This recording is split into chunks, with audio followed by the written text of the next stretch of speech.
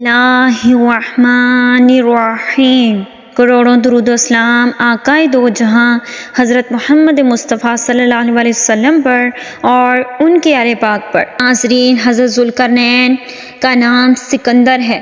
یہ حضرت خضر علیہ السلام کے خالہ زاد بھائی ہیں۔ حضرت خضر علیہ السلام اور ان کے وزیر اور جنگوں میں علمدار رہے ہیں۔ یہ حضرت سام بن نوح علیہ السلام کی اولاد میں سے ہیں اور یہ ایک بڑھیا کے اکلوتے فرزند ہیں۔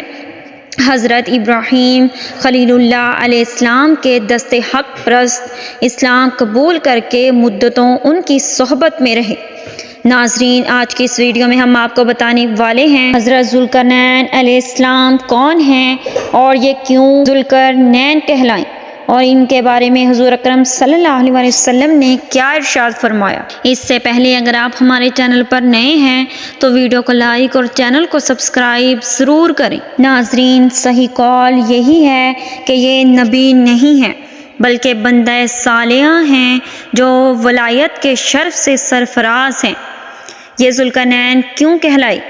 حضور اکرم صلی اللہ علیہ وسلم نے فرمایا کہ یہ ذوالقرنین دو سینگوں والے کے لقب سے اس لیے مشہور ہوئے کہ انہوں نے دنیا کے دو سینگوں یعنی دونوں کناروں کا چکر لگایا تھا، اور بعض کا قول ہے کہ ان کے دور میں لوگوں کے دو قرن ختم ہو گئے، 100 برس کا ایک قرن ہوتا ہے، اور بعض کہتے ہیں کہ ان کے دو گیسوں تھے اس لیے ذوالقرنین کہلاتے ہیں، اور یہ بھی ایک قول ہے کہ ان کے تاج پر دو سینگ بنے ہوئے تھے، اور بعض اس کے قائل ہیں کہ خود ان کے سر پر دونوں طرف ابھارتا تھا جو سینگ جیسا نظر آتا تھا، اور بعضوں نے یہ وجہ بتائی کہ چونکہ ان کے باپ اور ماں نجیب الطرفین اور شریف ذات تھے اس لیے لوگ ان کے ذوالقرنین کہنے لگے۔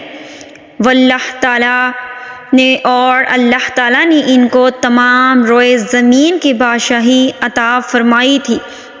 دنیا میں کل 4 بادشاہ ایسے ہوئے ہیں جن کو پوری زمین کی پوری بادشاہی ملی۔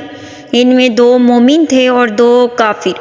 مومن تو حضرت سلیمان علیہ السلام اور ذوالقرنین علیہ السلام ہیں، اور کافر ایک بدبخت نصر اور دوسرا نمرود ہے، اور تمام روئے زمین کے ایک 5ویں بادشاہ اس امت میں ہونے والے ہیں جن کا نام اس میں گرامی حضرت امام مہدی ہے۔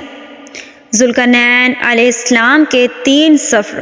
قرآن مجید میں حضرت ذوالقرنین علیہ السلام کے 3 سفروں کا حال بیان ہوا ہے جو سورہ کہف میں ہے۔ ہم قرآن مجید ہی سے ان تینوں سفروں کا حال تحریر کرتے ہیں جن کی روایات بہت ہی عجیب اور عبرت خیز ہے۔ پہلا سفر، حضرت ذوالقرنین علیہ السلام نے پرانی کتابوں میں پڑھا تھا کہ سام بن نوح علیہ السلام کی اولاد میں سے ایک شخص آب حیات کے چشمہ میں پانی پی لے گا تو اس کو موت نہ آئے گی۔ اس لیے حضرت ذوالقرنین علیہ السلام نے مغرب کا سفر کیا۔ آپ کے ساتھ حضرت خضر علیہ السلام بھی تھے۔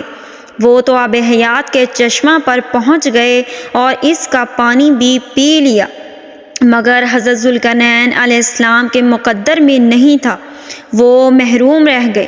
اس سفر میں آب حیات آپ جانب مغرب روانہ ہوئے تو جہاں تک آبادی کا نام و نشان ہے وہ سب منزلیں طے کر کے آپ ایک ایسے مقام پر پہنچے کہ انہیں سورج غروب کے وقت ایسا نظر آیا کہ وہ ایک سیاہ چشمہ میں ڈوب رہا ہے، جیسا کہ سمندری سفر کرنے والوں کو آفتاب سمندر کے کالے پانی میں ڈوبتا نظر آتا ہے۔ وہاں ان کو ایسی قوم ملی جو جانوروں کی کھال پہنے ہوئے تھے، اس کے سوا کوئی دوسرا لباس ان کے بدن پر نہیں تھا، اور دریائی مردہ جانوروں کے سوا ان کی غذا کا کوئی دوسرا سامان نہیں تھا۔ یہ قوم ناسک کہلاتی تھی۔